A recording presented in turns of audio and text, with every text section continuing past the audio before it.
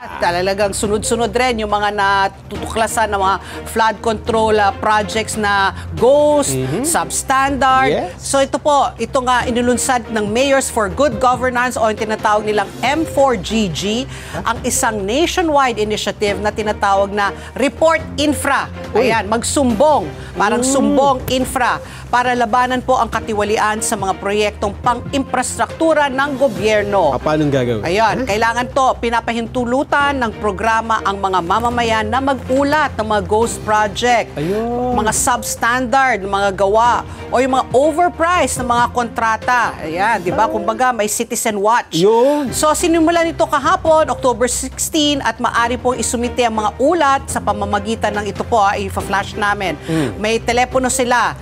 02, dito po sa Metro Manila, 8459-0143, mula Lunes hanggang Biyernes, alas 9 ng umaga hanggang alas 4 ng hapon. Or online, ito po, please get a piece of paper and ballpen at we will try to flash it later. Ito po, sa bit.ly/reportinfra@mayorsforgoodgovernance.ph. Ayan, /reportinginfra. Ayan po, nasa inyong screen. So, ulitin ko po, mayorsforgoodgovernance.ph/reportinfra.ph. Yan po ang website na inyong isusumbong kung kayo po ay may alam na mga anomalya.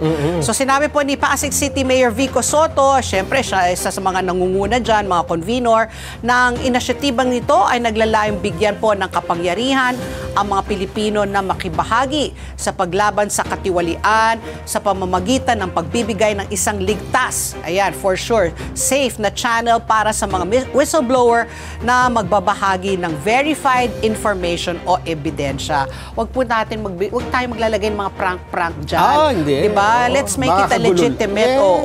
Yung talagang na-vet nyo na, talagang alam nyo na talagang may anomalya dyan, isumbong nyo po dyan. So aminado naman po si Baguio City Mayor Benji Magalong, isa pa na naman sa mga convener niya ng good governance, na mananatiling malaking hamon ang katiwalian na nangangailangan po ng partisipasyon ng mamamayan. It has to be a whole-of-nation approach. Diba? Hindi pwede lang yung mga government officials ang nagtatrabaho. Dapat tayo mga private citizens rin, meron rin tayong stake dyan dahil pera natin yan. At madali nating makita. Dahil tayo nandun sa mga lugar na yan. Diba? Tsaka pera natin ang ginagamit, diba? Para, so dapat bantayan po natin talaga. So yung mga report na yan ay susuriin po ng technical at legal team sa pakikipag-ugnayan po sa M4GG at ipapadala yan po sa Independent Commission for Infrastructure o sa ICI para sa kanilang investigasyon.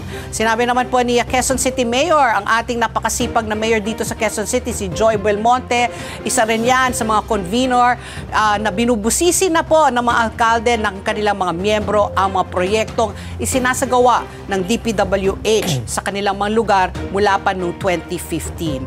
So matatandaan isang katulad po na crowdsourcing platform ang inilunsad po ng Office of the President noong Agosto. Ito nga yung isumbong sa Pangulong website kung saan pinapayagan din po ng platform ang publiko na tignan ang katayuan ng mga ulat na may kaugnayan po sa mga maanomalyang flood control work. So ayan lahat tayo magbantay na po tayo sa ating mga infrastruktura dahil talagang ginawa yung gatasan.